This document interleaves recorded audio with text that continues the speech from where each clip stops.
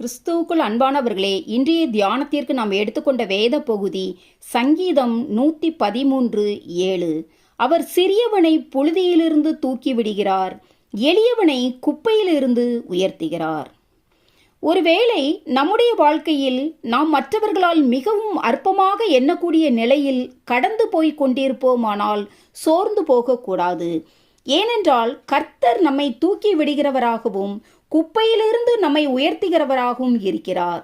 ஆகவேதான் 2 சாமுவேல் 7:8-9 இப்போதும் நீ என் தாசனாகிய தாவீதை நோக்கி சேனைகளின் கர்த்தர் சொல்லுகிறது என்னவென்றால், நீ இஸ்ரவேல் என்கிற என் ஜனங்களுக்கு அதிபதியாயிருக்கும்படி ஆடுகளின் பின்னே நடந்த உன்னை நான் ஆட்டு மந்தையை விட்டு எடுத்து நீ போன எவ்விடத்திலும் உன்னோடே இருந்து உன் சத்துருக்களை எல்லாம் உனக்கு முன்பாக நிர்மூலமாக்கி பூமியில் இருக்கிற பெரியோர்களின் நாமத்திற்கு ஒத்த பெரிய நாமத்தை உனக்கு உண்டாக்கினேன் என்றார்.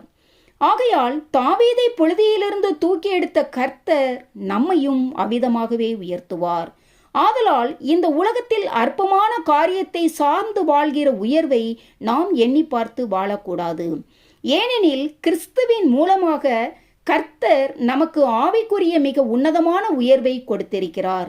இதைத்தான் எபேசியர் 1:20-21 எல்லா துரைத்தனத்துக்கும் அதிகாரத்துக்கும் வல்லமைக்கும் கர்த்தத்துவத்துக்கும் இம்மையில் மாத்திரமல்ல மறுமையிலும் பேர் பெற்றிருக்கும் எல்லா நாமத்துக்கும் மேலாய் அவர் உயர்ந்திருக்கத்தக்கதாக அவரை உன்னதங்களில் தம்முடைய வலது பாரிசத்தில் உட்காரும்படி செய்தார் என்று சொல்லப்பட்டுள்ளது. மேலும் அவரோடு கூட நாம் உட்காரும்படியாக தேவன் செய்திருக்கிறார் என்று எபேசியர் 2:7 பார்க்கிறோம்.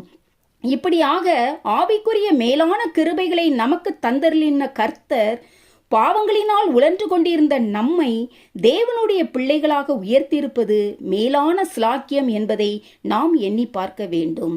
மேலும் இந்த உலகத்தின் உயர்வை விட ஆவிக்குரிய உயர்வு மிகவும் உன்னதமானது. ஆகவேதான் இவ்விதமான சுதந்திரத்திற்கு நாம் பங்காளிகளாக வாழுகிறோம் என்ற நிச்சயத்தை தேவ ஆவியானவர் நமக்கு கொடுக்கிறார்.